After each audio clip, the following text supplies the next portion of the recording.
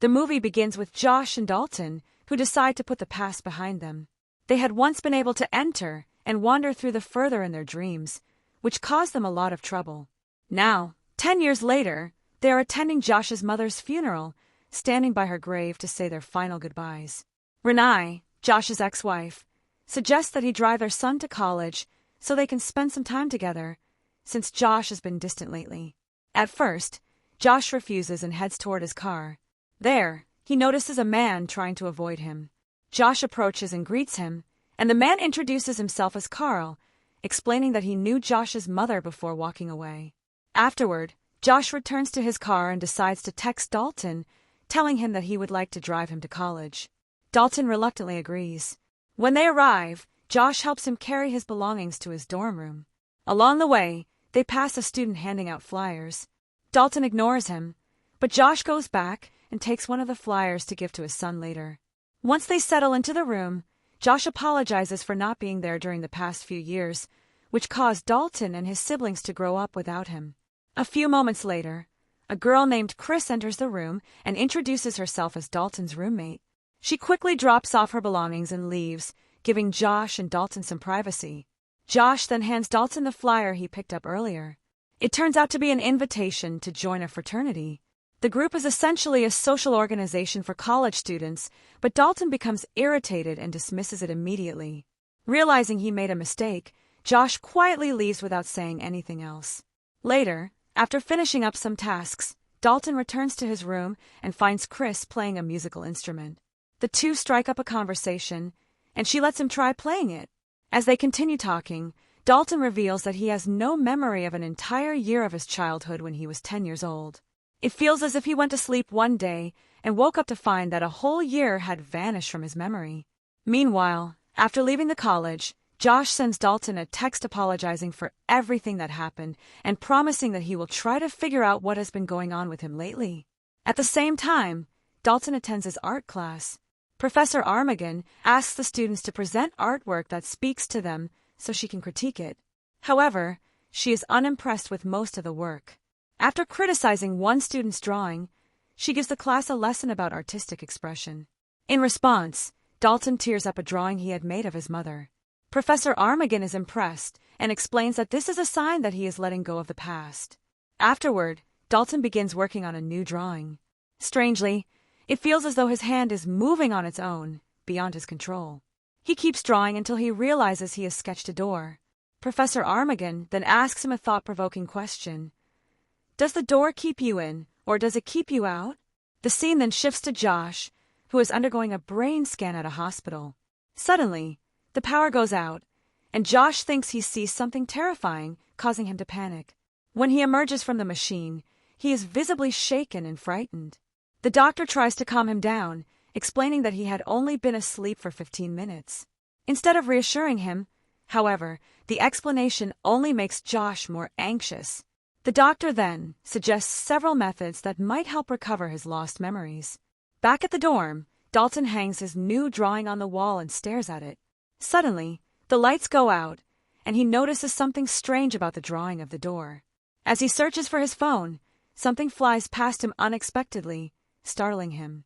He quickly backs away, falls onto his bed, and hides under the blanket.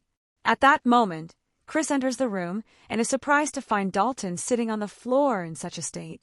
She notices the party flyer and suggests that they go together and have some fun.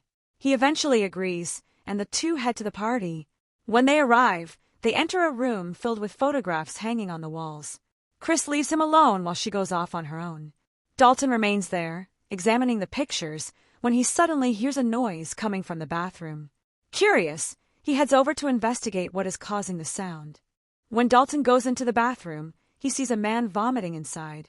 When the man lifts his head, Dalton realizes that he's crying and looks absolutely miserable. The man begs Dalton to close the door instead of just standing there staring at him. Frightened, Dalton quickly shuts the door and runs away. However, the room is still dark.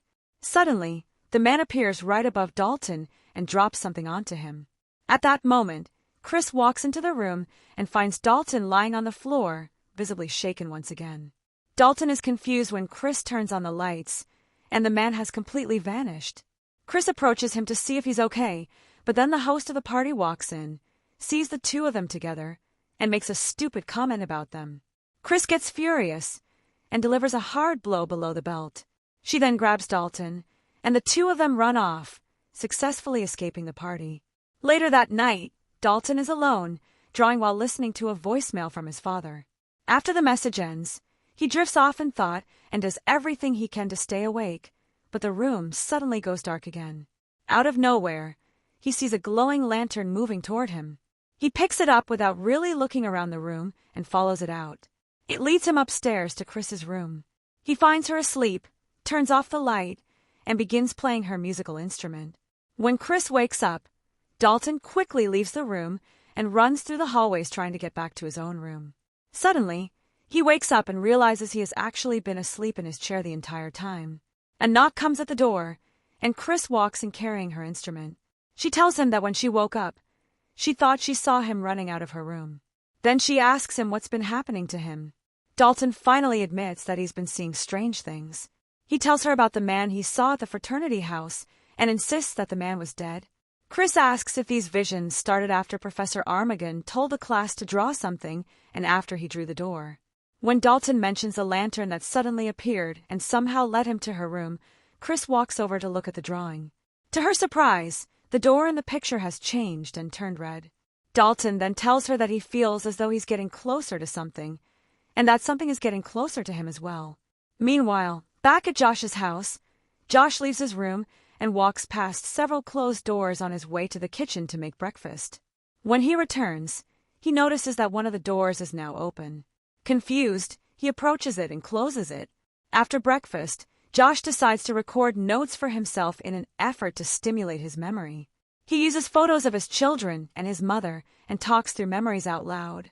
While trying to pin up a picture of Dalton, someone suddenly crashes through the window. Josh immediately runs, but moments later he's shocked to find the man standing right in front of him, as if he had teleported there. The man's appearance is horrifying. He looks dead. The figure begins chasing Josh down the stairs. When Josh tries to get into his room, the door suddenly slams shut before he can enter. He rushes into another room and locks the door behind him. Grabbing a weapon, he slowly opens the door, ready to confront the intruder, only to find that the man is gone. Josh returns to the room, but to his horror, the man is standing right there inside. Josh runs again and hides inside a closet, but he crashes into something and loses consciousness. When he wakes up, the room is completely dark. He discovers a small box resting on top of him with the name, Ben Burton, written on it. He picks it up, and suddenly the power comes back on. The story then shifts to Dalton in class. Professor Armagon is showing the students one of Francisco Goya's most famous paintings. Dalton asks her whether the painting represents darkness or emptiness.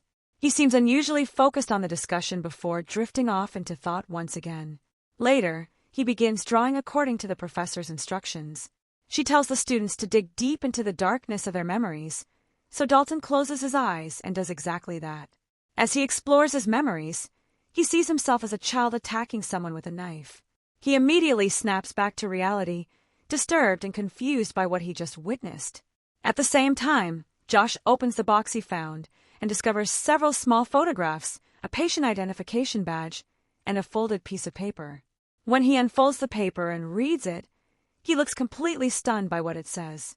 Back in the dorm, Dalton calls his brother and asks him about the red door, but his brother has no idea what he's talking about. Frustrated that he can't get any answers, Dalton ends the call. As he continues staring at the drawing, he notices a figure beneath the door with its mouth hanging open. He jumps when the door suddenly swings open, but it's only Chris entering the room. Chris moves his painting aside, sets her laptop down, and tells him that he's not crazy. She then shows him a video from a paranormal investigation program featuring experts discussing astral projection. The program goes on to display pictures of a woman named Elise. Immediately intrigued, Dalton clicks on another video to learn more. In the video, Elise explains astral projection, describing it as a journey into a dark realm filled with tortured spirits of the dead. She warns that whenever someone travels to that world, they create an opportunity for the entities living there to enter their own world. Elise also cautions against repeatedly visiting that realm, explaining that each trip becomes more dangerous than the last. She stresses the importance of maintaining a strong anchor in the spirit world to avoid becoming lost. After the video ends, Dalton tells Chris that the man who appeared to him kept repeating the same warning: "Close the door." Dalton becomes obsessed with figuring out what the man meant. He wonders if the warning was about a future event or if there is something important about the red door that he needs to understand. Determined to find answers, Dalton and Chris return to the fraternity house. They make up an excuse to get upstairs and eventually reach the dark room Dalton wanted to revisit. Once inside, Chris begins counting backward. The moment she reaches 1, Dalton instantly falls into a trance-like sleep. At first, Chris is confused by what happened, but then she notices a strange figure opening the door and walking out. She assumes it's Dalton, and she's right. Dalton heads back to the room where he encountered the mysterious man before, where he spots one of the fraternity members. Suddenly, he hears Chris calling his name and follows the sound. As he moves through the area, he once again hears someone screaming at him to close the door. Then a figure appears and tries to stop him, but Dalton struggles free because he can hear Chris choking and needing help. He rushes back to the room and discovers another dead spirit near Chris. Terrified, he backs away and suddenly wakes up in the real world.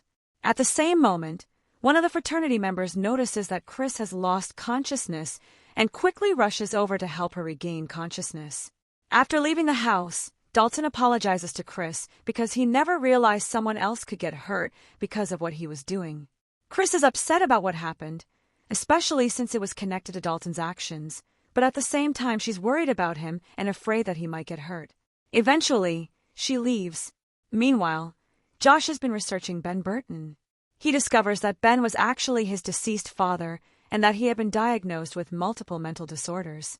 Josh then goes to Renai's house to tell her everything that has happened. He tells her about Ben Burton attacking him in his home and about the letter Ben sent to his mother before he died, claiming that everything would end with him.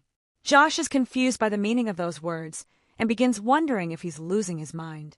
At that point, Renai finally decides to tell him the truth she has been hiding for years. She explains that both Josh and Dalton have the ability to travel into the further, a realm inhabited by spirits, entities, and tortured souls that constantly pursue them. She also reveals that their memories were erased 10 years earlier.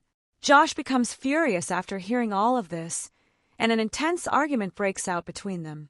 Eventually, Renai tells him the whole truth and admits that, years ago, Josh nearly killed his entire family while under the influence of one of those evil entities. At the same time, Dalton calls his brother Peter and tells him about the red door and everything that's happened because of it. He asks Peter to tell him everything he knows about the door. Peter replies that their mother always said the door was nothing more than a bad dream, but Dalton insists on learning the truth.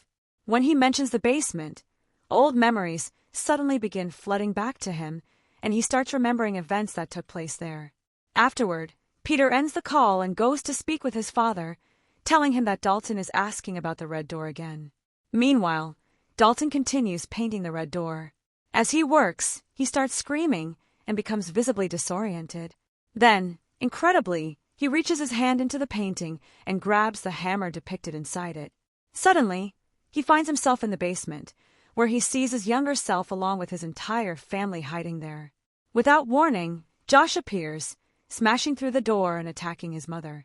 He picks up a hammer and seems ready to kill her while Dalton watches the horrifying scene unfold before his eyes.